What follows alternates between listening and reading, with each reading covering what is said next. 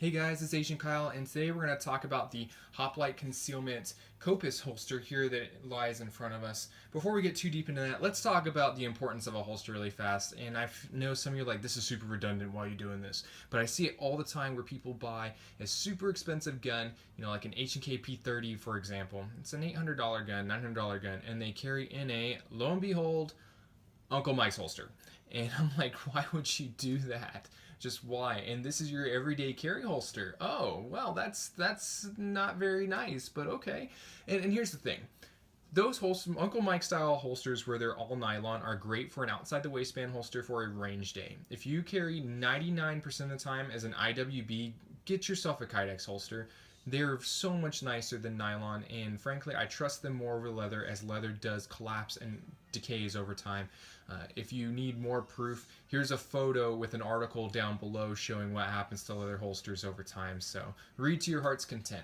Anyways, let's get back to the Hoplite Concealment holster. This is his Copas inside the waistband holster. This is something that can be used in an appendix position or all the way around to your strong side carry, maybe even small the back if that's how you really like to carry. It is a single gun carry only, not an appendix rig as I have had in the past. And I chose to go this route this time because this is my first reintroduction into double stacks since I got rid of my Glock 19 in favor of a Glock 43. If I could do it over again, I would honestly probably go with his EDO holster, which is his double. It's his entire rig. So let's talk about his other holsters really fast. Again, this is the Copas. It is just his standard inside the waistband holster. Before you is a photo from his website that shows it. It's a very nice holster. I'm a big fan of it. Very, very comfortable. Next is going to be his outside the waistband holster. It's called the Xiphos, and on his homepage he actually has a really cool photo of this with an urban gray CZP07. I know, it's so cool. And this isn't a CZ fanboy coming out. They're just such fantastic pistols. Highly, highly recommended just to go and hold one. You'll be blown away should you ever get to shoot one. So next is his EDO, and that is Echo Delta Oscar EDO, and this is his appendix inside the waistband carry rig system. Now it only runs off a single clip. I would like to see a double clip option in the future to rid yourself of any fulcrum points, as well as something so that way you can incorporate a concealment wing or claw. So the last one he has is just his double mag carrier called the Doru, D-O-R-U. It's the Doru double mag carrier. I think he only has this currently for Glocks. However, this is where this guy is just so cool. If you have something that you're like, well, I don't know, do you have this? You can get your hands on it. Just reach out to him. He's a really, really chill guy, and in all my experience, he's always reached out, or he's gotten back with me, and we've actually had really nice conversations, family and stuff like that. He's a super, super cool guy. So let's actually talk a little bit about the holster and about him a little bit and how I came by this holster. I reached out to him and asked if he'd be willing to send me a review sample for my brand new P07, which first and foremost was extremely difficult to find. There's just not a whole lot of P07 holsters out there right now, which is an awful shame because these are fantastic guns. If you don't believe me, I have a video talking about the P07, now it's the Forgotten Fantastic. So it's an awesome gun. So I reached out to him and he said, yeah, well, what do you want? I asked him for a dark gray, I believe it's actually called Storm Gray, with a high sweat guard as we see back here, and then to drill to leave room for a concealment wing like this. Let's go ahead and get the gun out of the holster.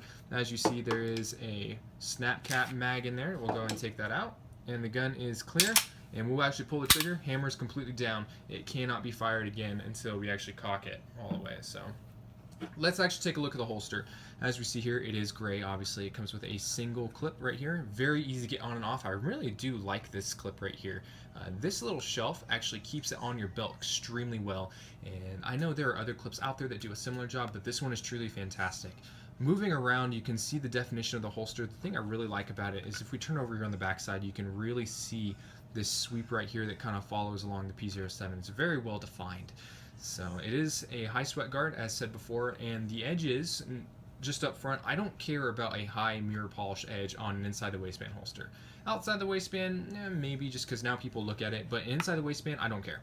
It could just be a rough, polish or buff on it, and I'd be totally fine, as long as it's not sharp. And the only sharp areas on this holster are here on the inside, which those don't ever come in contact with the body anyway, so it doesn't matter, in my opinion. So I don't care about high polish.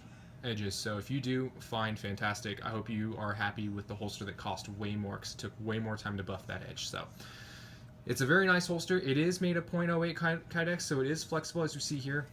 But the edges are all very well defined. He leaves plenty of room here in the sight channel should you want to upgrade to suppressor height sights. I do believe that they will fit inside this as soon as you put the gun back in. So if I can do it straight from an angle, you can kind of see there how much room it has. So I do believe it would fit. I don't obviously don't have a suppressor height gun to compare it to. So it's a very nicely made holster. It is very, very well defined. Let's talk about retention. So this is going to be a point of contingency for some people. Some of you won't like this. I personally am a huge fan of it. I really hate holsters where people base their entire retention on the snap, the boom, it is clicked in place. Look, my gun won't fall out even if I hurl it through a tornado. That's fantastic. That's really great for you. In an outside the waistband holster, great. You know what? That's good because you need the retention. But in an inside the waistband holster, especially in the appendix position, I don't really care for that. And as you'll see here, I'm going to start to barely push on this with my thumb. And it's just going to start to slip right off. The retention on this is very, very light. In fact, I can just do it even more over here, and you see I'm not giving it a whole lot of effort, although it's hard for you to really see in person not doing it, but very little effort to get this off. It doesn't have a loud snap as it clicks into place.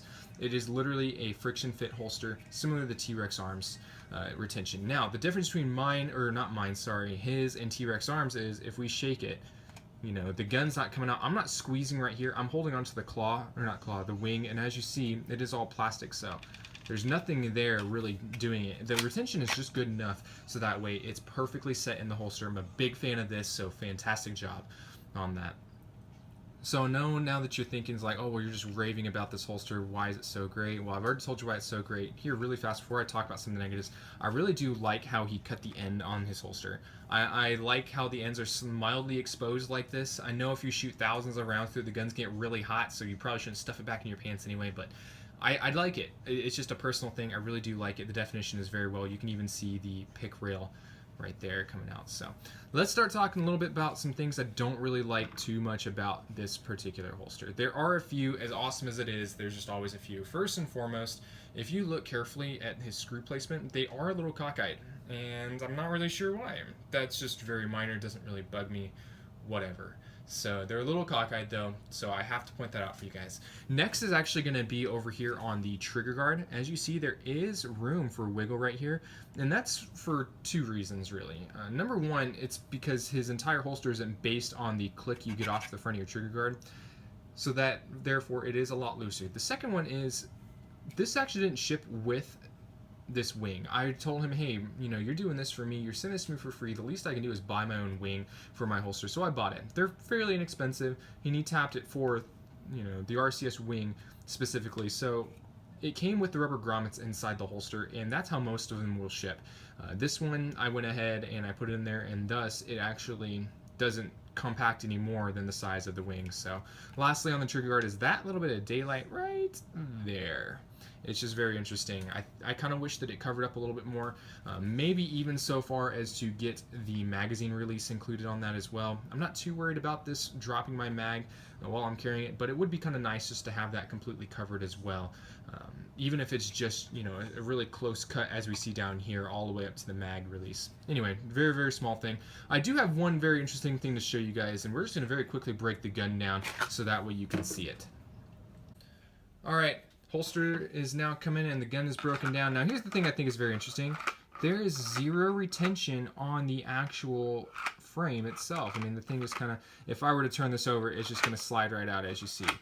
I don't really know why that is. It's just, it's all friction fit on the slide itself, and that doesn't really bother me. The slide's holding up really, really well, guys. So the PO7 is having zero issues. The other thing I thought was very interesting about this was, we'll take my wife's PO7 here, and as you see, it is completely safe, and we're going to just decock it. Now here's where I thought was very interesting, and I think it might be something different in the guns, not necessarily the blue gun mold that he's using. When I go and do this with hers, I mean, it's very difficult to get in. You can see just how much more difficulty I'm having getting this all the way in there. In fact, if we drop it like this, I'm not really holding onto the holster. I'm mostly holding onto the clip back here, so you're not getting any interference.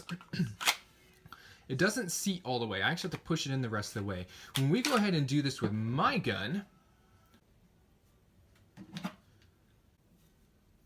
So now my gun's back assembled. We're going to go ahead and do the same thing. And again, I'm holding onto the clip. My gun basically falls nearly all the way back in there. There's so little room for me to have to push it in the rest of the way. I don't really know why that is. I think it's an issue with the blue gun, or not the blue gun, sorry, the paint gun versus his mold gun. So let's really quickly talk about his mag carrier on this.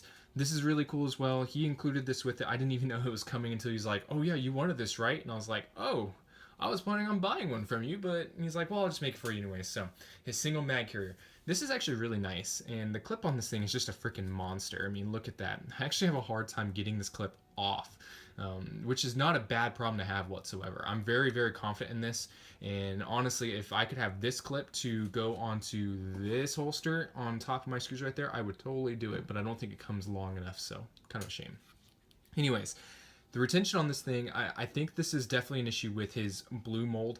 It is ridiculously, stupidly tight, and I mean just ridiculously tight. And I'm not holding on very much, I understand that, but I mean, even if I get a better grip on it, you can see just how far my arms go off if I just pull it out because the retention is so high. And I know some of you are saying, well, what happens if you do it on an empty mag? Well, here is a snap cap mag, so kind of the same thing, and I mean, it's just, like I said, stupid tight retention, so I think it's a problem with his mold, not necessarily the magazine itself.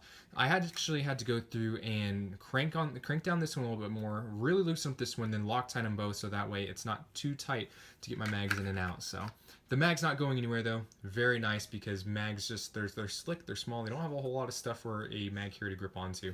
The cool part I like about this as well is it actually is reversible, and it did this a lot easier when I first got it. I went ahead and actually reheated this mag carrier up to loosen it some, so it doesn't fit in quite as well the other way, but it would work should you need to carry it the other way.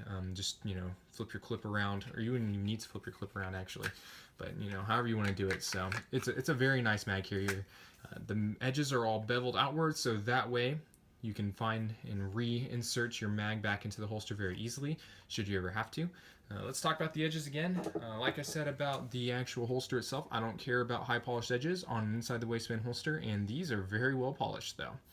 They're not mirror polished, like I said, I don't care, but they're high polished enough to where there's no sharp edges on the outside. They're only on the insides right here where the magazine collides. So it's a very nice product though, and I'm a huge, huge fan of that clip. Just look at that tooth right there. It's hard to get this thing off my nylon 511 belt. It's a really, really great piece. Truly fantastic. Just the retention is extra tight. The only thing I really had to complain about this, other than the extra tight retention, which again I believe is his mold, not his technique, is I wish that this rode a little higher. And if you go through and watch my CA holster video reviews, his mag carrier rides really high, T-Rex arms rides really high, and the main reason for that is should you ever need to gain access to it, as soon as it's nice and high like this, you can actually get nearly, you know, almost a 3-finger grip on it. And then whenever you pull it out, you have it nice and high in your hand, not super low in your hand. So high in the hand so you can do a faster reload. With his, when we insert it all the way, I mean, I can really only get uncomfortably 2 fingers on it. And then when I pull it out, I'm in a really funky position. So even if I were to try and do it, you know, tactically and make sure my fingers are across my magazine right there, I can really only now get 1.5 finger on this thing. And a retention that makes it this tight and hard to pull off, it's very difficult to get this thing out so I can do a speed reload. So only minor points of constructive criticism on that. It's a very, very nice piece overall.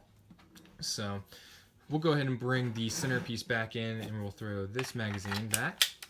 There we go. Sorry for the earthquakes, guys. Bumping some stuff. Overall, you guys, I'm super, super impressed with the Hoplite Concealment holster. It's a definite win in my opinion. His communication has just been phenomenal. The timeliness of his product was fairly quick. It took about 3.5 weeks to get over here, but again, it was at no charge to me, so I'm not going to rag him for his time on that. His communication, again, is just spectacular. We talked every way through it, and I really appreciate his patience on waiting for this video to come out. I've been very busy the last few weekends in a row, always on the run. So I really, really highly recommend this holster to anybody who's looking for a decent inside the waistband kydex holster. I can't speak to his outside the waistband quality as I don't have one, but I assume it's going to be equally as awesome.